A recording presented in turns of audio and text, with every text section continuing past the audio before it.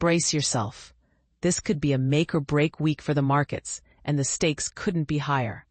Every trader, analyst, and financial journalist is on edge as a hurricane of crucial data, corporate earnings, and central bank hints gets ready to hit Wall Street.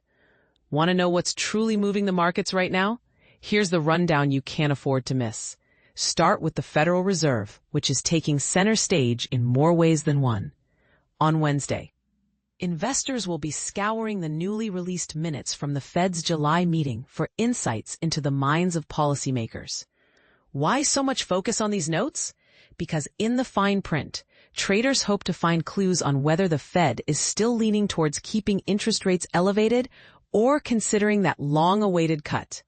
Small changes in the Fed's tone can send shockwaves through the market.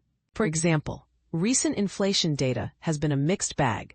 While consumer prices landed right where economists expected in July, wholesale inflation came in hotter than predicted, hinting that stubborn price pressures might yet lurk beneath the surface.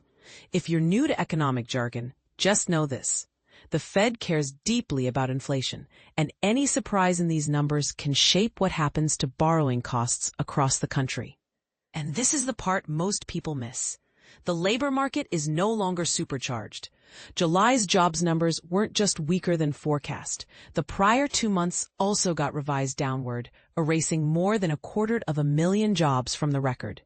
With employment momentum fading, some experts now believe the odds have swung in favor of a rate cut as soon as next month. Sound dramatic? Ask yourself this. Will the Fed continue to play it safe, or is it finally time to make a decisive move? But here's where it gets controversial. There are deep divisions inside the Fed itself. Some policymakers, the so-called doves, want cuts soon, while others, the hawks, still worry about high inflation. Debate rages on Wall Street about which camp will win out.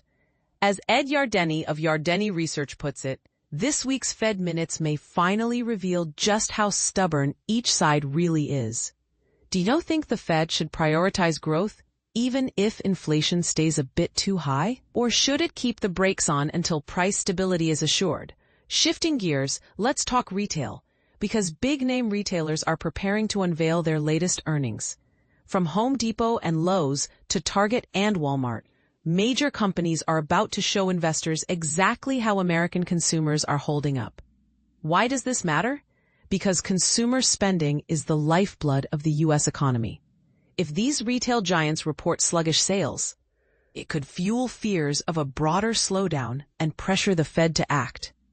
David Rosenberg, a veteran economist, warns the trend toward frugal spending, like cooking at home instead of eating out, could be a red flag for growth. Have you changed your spending habits recently? How do you see it affecting the broader economy?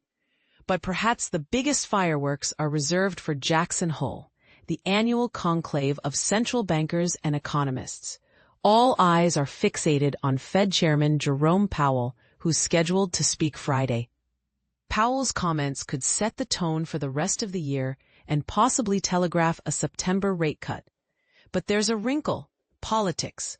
With mounting pressure from President Trump to lower rates, is the Fed at risk of losing its independence?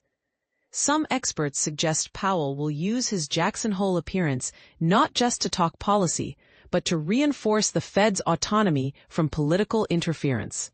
And here's a provocative twist.